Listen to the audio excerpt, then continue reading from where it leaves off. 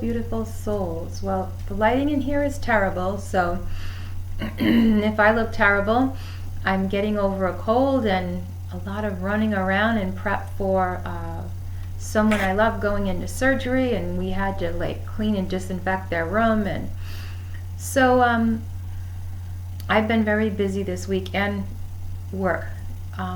Done some work with someone. So I wanted to talk about some videos that I made earlier this week that I'm going to put up. And I may sound as if I'm very, to people who don't get balance, that I'm very in my ego, so to speak. But I believe in love, light, and darkness, not love, light, BS. So I think I've made that clear, and if you want to be up all in the Christian Jesus mentality of the New Age ism, which is basically going to just propagate, not a New Age of just staying in the high vibe and being the good people, but it's going to first bring in a cycle of ignorance if you don't deal with your shadow. Like it's love, light, and is not the only answer. Love, light is for a past age of people who were literally knowing that they were going to be getting ready to ascend. And so they had very strict lives. And as I explained, if you want to use the Bible or Buddhism or anything as an example, you're going to have to use the whole encapsulated plethora, the whole mobile, and just being love, light. Even though I've come to that point of enlightenment and the heart space opening, keeping it open for 2 years, and the whole, living from your soul space, which is great, but I needed to land and do my work and enter more into the shadow realm again. And so when you're doing that as a queen, as a goddess, as which all of, it's not a male-female thing. And being up in this chakra or getting this chakra activated to reach the star here is a mixing of light and dark. It is a mix of knowing you are the red and blue pill, which makes the purple star. And that you're also grounded and connected to the lower parts of the earth, which are beneath your feet when you walk. So it is about curses, and I had just been put under another curse again, which is like the people in my life just stupidly don't want to back down. That's just who they are. They just charge ahead. They don't want to back down. They want to turn everybody against me who doesn't know me and who is like, I'll hurt people, but they're all hurting people, with their lifestyle and their belief systems. And it's just so insanely turned inside out, narcissistic and corrupt. So when I talk about how do you deal with curses, I'm going to talk about how you don't send a murder curse back lovingly. There's just nothing loving about that. That love, if you want to think about it, is justice. And love without justice isn't love. It's just letting perpetrators free to roam and be like, oh, well, hurt people. Yes, that's the truth. And dogs with rabies bite people, but would you just let them? That's not an illogical excuse to me. That's a brainwashed regurgitation of love, light, BS, which I don't want anything to do with, and it never brought me to where I am. What did was being my darkness and my light. So we have to go through phases where we deal with people to the point where we can't avoid with the fact that we have to deal with them in the negative way they've dealt with us. Especially when you figure out something is on you trying to destroy your nervous system, and you literally cast it off with your words, and the minute you do it, it's gone. Like the minute you do it. And if you want to think that that's just like a placebo effect, think what you want. I mean, I used to believe those kind of things too until I really got deeply into the occult and had to deal with the darkness that's in there. And I'm sorry, it's not that simple. Life is not. Life is yin-yang dichotomy. There is black and white. And you belong in the middle, in your center. And where that is for you is not for anybody else to judge for you. Now, I'm not excusing so much white light that it's disguised, everything is disguised and not spoken of, and you can't be yourself, nor am I talking about the light, the darkness, on the other end, which is destruction and just murder, and I'm here to kill and rape and maim everybody, and they just have to put up with it because they're love light and you've got to follow one path or the other. No, none of that's the truth. There's a middle path, and you have to find and bow to your own middle path, or you're just not true to yourself. You're not being real. You're still in a camp where you have to be schooled and you can't think for yourself and you can't have any judgment and judge anybody. So how do you ever reach a state of queenship or kingship, sovereignty over one's own soul, which is the yin and the yang, the male and the female, the king and the queen, but I'm saying queen because I'm female and I identify as female. And I really don't care whether the mother of all is a mother or the father of all is a father. It's both, because one doesn't exist without the other. And I cannot stand religions that are like, no, woman's God, it was a woman. No, man's God, it's a man. To me, it's a woman. Who cares what anyone else thinks? Why would we start wars and religions over that? Because we're addled. That doesn't make any sense. You're not going around fighting people about which end is the positive and negative of a battery, because if you are, you just might blow yourself up or your car or start a fire. So that's how I see it. I just see people being in these childish schools where they follow and don't question everything. They don't think for themselves. And if that's where you are and where you want to be and you're comfortable there and you feel called to that, be that. I'm not going to. Nor am I going to lie on a vlog of all things, because every time I even tell just the littlest simple, like, white lie, it just causes chaos, and so I just rather not. Oh, if someone's trying to hurt me really bad or something, I'll lie to their face because I'm protecting myself. But I'd rather, just always be honest with my words, because when I'm spelling out correctly and I'm voicing my creation correctly and don't want to have to go back after, which I can. And when I do and I'm conscious of it, know what I'm doing. And this is the whole point, is being conscious of what it is you're doing. Stay away as much as you can from people who want to press you into lies, oppression, so that you can be true and free to yourself. It's not about the external, because you can only create and relate how you relate to external through yourselves. Now, if you lie to someone without any reason to lie other than you enjoy lying, I don't know how people keep after that. I can't. I don't want to. And that's why I'm able to use my energy for many other things, because I don't need to. And especially when I'm, around narcissistic people in my family, which I try to spend as little time as possible in their energy, because you can never be honest with them, because even when you are, they don't think you're honest. So it's just being around them and trying to have a conversation with them and not have to put them in their place and create balance and justice is just ridiculous. So I avoid them as much as I can. But if I can't deal with them, I will simply tell them, I'm sorry, I don't agree with you, but, your God rebuke you, or justice is going to come to you. It's one or the other.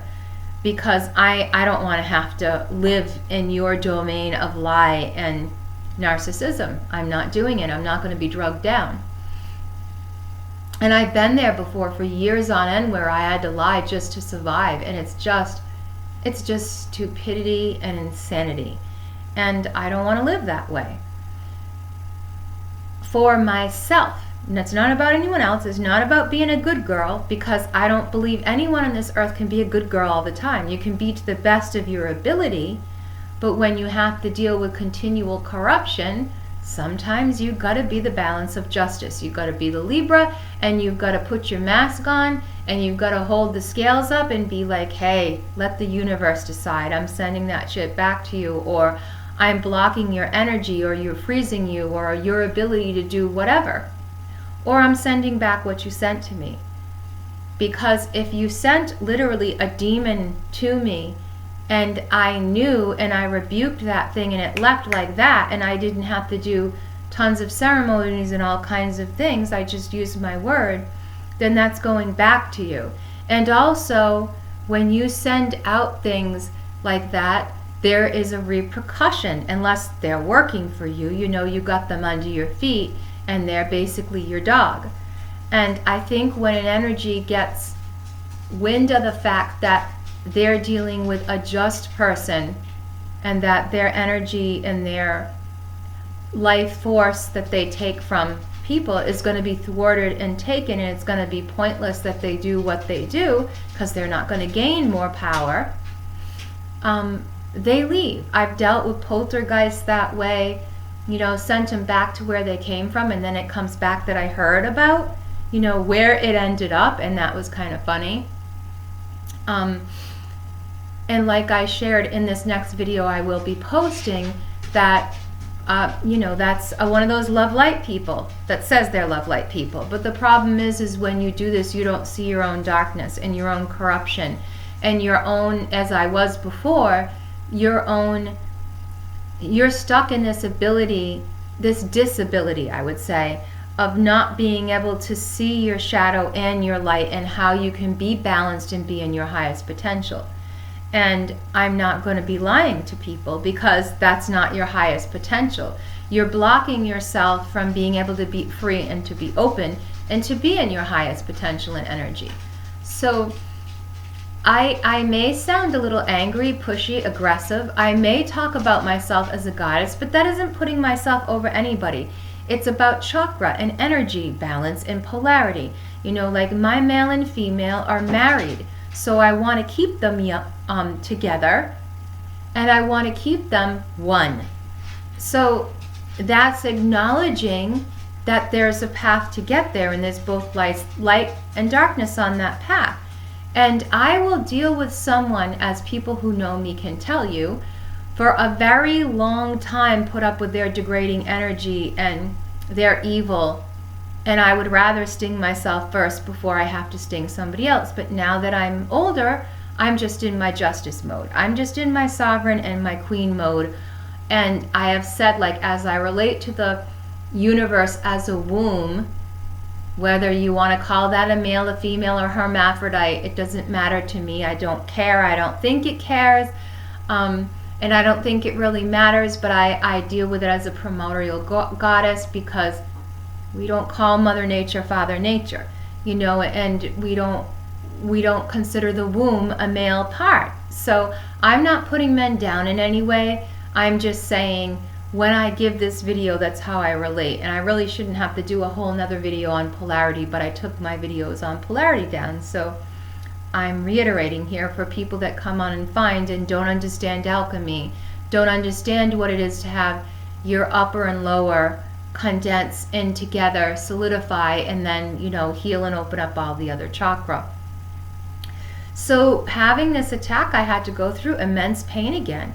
And the person I spoke to about it knew they were doing it and said to me, oh, you know, you're just in your ego and trying to get me to go down again. They did get me to go down. I went down into my lower.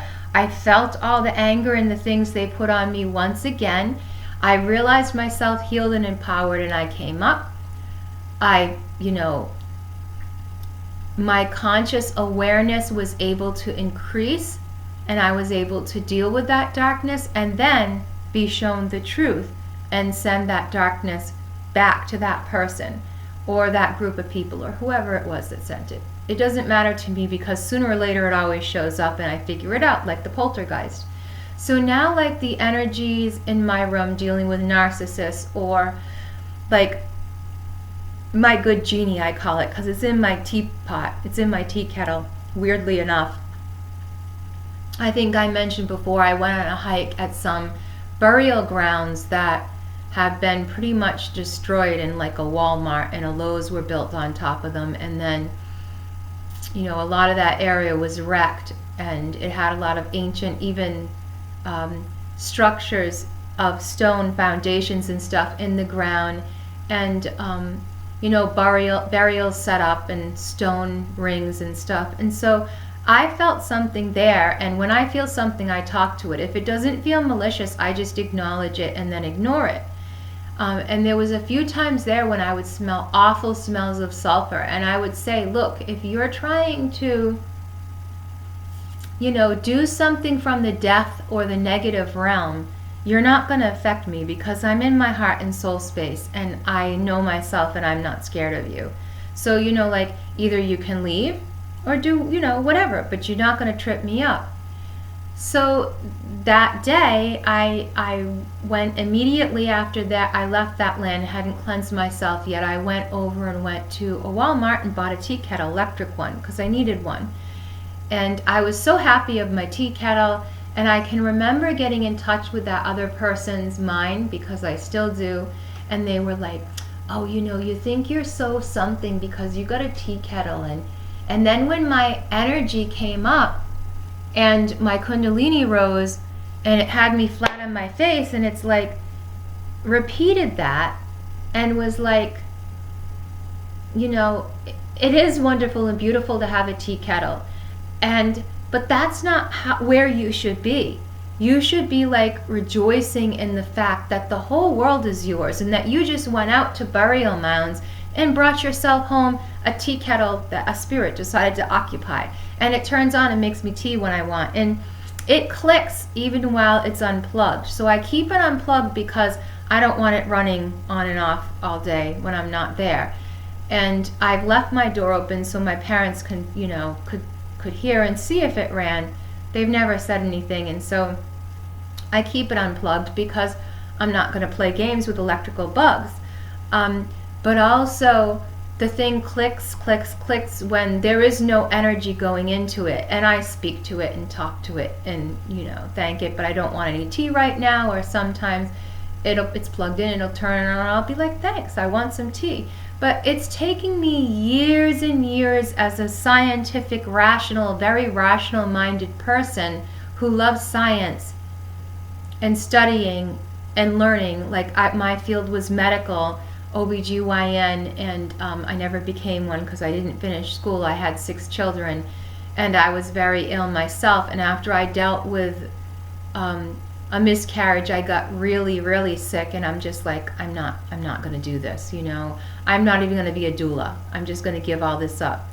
And then I went into dealing with hospice people, which of course is even more draining, and I met even more crazy spiritual stuff. Crazy synchronicities go on around people whose spirits are extending and they're dying. And I always speak to the people that I love that are passing and tell them, if you want to stay and view some energy with me and work with me, because one of the people I did this with was my mentor, and they did. Their energy stayed with me until some things went wrong, and then I asked them, don't work with me anymore, carry on to where you need to be.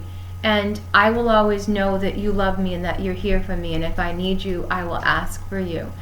And then I think, when I was with the person I was with, they took a lot of my energies. So I'm calling my energy home as a sovereign, as a priestess, high priestess, which means you've got this chakra going here and you're aware of that.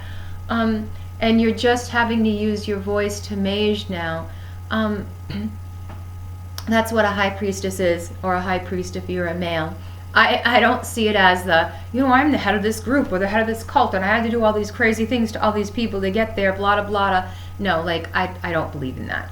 Shamanically, I work alone, so there isn't going to be another group of people that are telling me when I've reached a milestone. I work with birds, have for a long time, hawks and crows, and now, I went outside this morning, and there was right away, every day, this 1 or 2 hawks, they'll come. And it's like they know when I'm coming out of my house, and they come out of the woods and they come right here. Circle around this park. And also this park where I live, they can see rabbits and prey because it's open here, and there's woods where they come from. So they come hunt here because it's open. So today, this hawk caught a snake, which I didn't even know they were out yet. They must be coming out to sun themselves now. And I saw him, he was screeching at me really low, and I could see that he was carrying this rope thing that was wiggling, so it was a snake. and he flew up in toward the sun, and he kept circling around the sun. To me, this is spirit talking and speaking to me. And then, you know, he was so happy, and he had to just keep coming, flying back over with his snake to show me. And then he flew away, and he went and shared his snake with another bird. They ripped it up in a tree, and then they both came back. And as soon as I came out of the house again, came back over to talk and yell at me and do their thing. And these are shamanically angelic beings working with, demons working with, birds. They're messengers between spirit worlds and shamanism, and then Sha and Ma. And then, you know, it's meeting the energy of the upper realm, the thunder gods, which I've worked with since I was a child, and then literally meeting them and seeing them, you know, in this realm on earth. You know, I wasn't tripping. It was real. You know, it really happened. And I was so ajar by it. It's taken.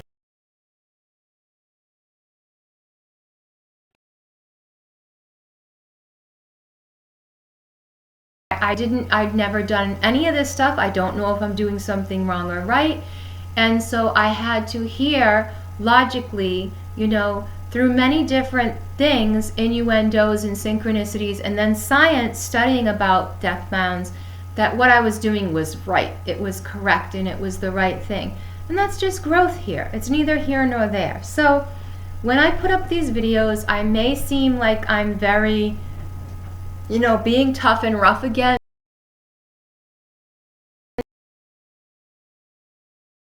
Queen, and this is my kingdom and my earth, and so if somebody comes after me and tries to harm me or destroy me in it, I'm not dealing with that by just sitting there. Yes, I explained that I did try to deal with it in love and through my aura, and they just didn't want to stop. You know, they just didn't want to give up. So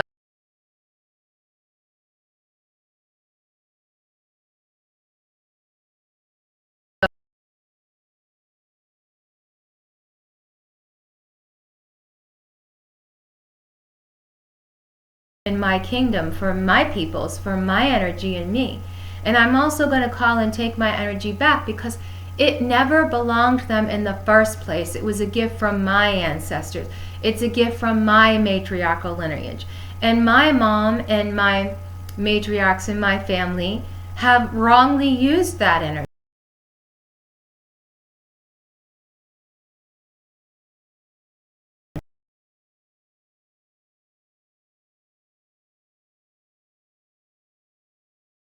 Level BS. So, you know, that I'm choosing to step into this power, so it's my job to transmutate what's in my family line, in my body, in my soul as an eternal being. And one of them was, a friend channeled for me how they saw a whole generation of women in the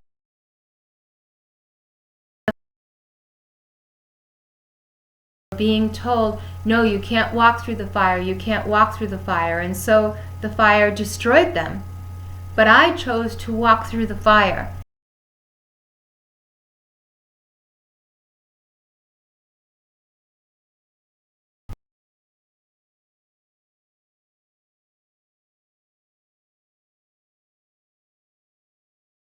Queen space. You know, I'm just in this crone space where I don't have to be an evil little hag, and I don't have to be, you know, your Virgo ass wipe house cleaner, which I do that for a living.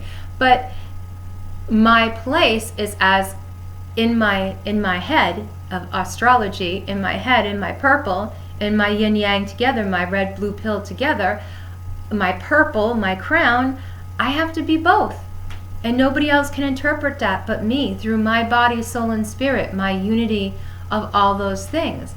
And so I just wanted to, you know, make this video to sort of backtrack, so that if people who are walking their own walk, whether in alchemy or shamanism or ancestral lineage stuff, which I talk about, mine goes back to the Mary Magdalene line, which is not a true line of Christ. It is those who were left behind, who were fallen, who were demonic, who worship demonic things. And I don't want to get into that now because I've done it in other videos. And I knew that before it was proved. I channeled a ton of messages about, before I read any of these books that were in style about, you know, the Mary Magdalene line. And I was just like, I know this is BS. And so when I finally allowed myself to read it as like in a novel form, I was like, you know what? This is my family. This is my lineage. And I was like, well, that's crazy. And then years later, I got a book, and within that book, they showed the literal lines. And I'm like, these are all the corrupt ruling bank family lines. These are not God lines. These are demonic 4D kings and queen lines. And yet the whole world is out worshiping them. Oh, the line of Mary Magdalene. Like, she didn't ascend and her family didn't ascend, and that means they didn't ascend. You know what I'm saying? They're fourth and third dimensional, which I'm not going to get into the putting down of all that. It's not my thing. It's my thing to transmute what was not done right and used correctly before, so I can ascend, and those I love on the path and my matriarchal lineage can also ascend, and that's all I care about. I don't care about, you know, who I'm related to. Because if you think about it, in this world, thousands of people are related to those family lines. Even though mine is direct, you know, and the direct lines are like my cousins and stuff who are all then presidents. Second, fifth cousins, twice removed, once removed, not removed, because like I said before, both sides of my family have intermarriages in the family line all over the place. Like, and that's just what people did many years ago. So thanks for your time, and I'll upload this, and then you'll know what's going to come down when I'm rough and talk about curses and what I'm going to do and who I am and what I stand on. So thank you for your time.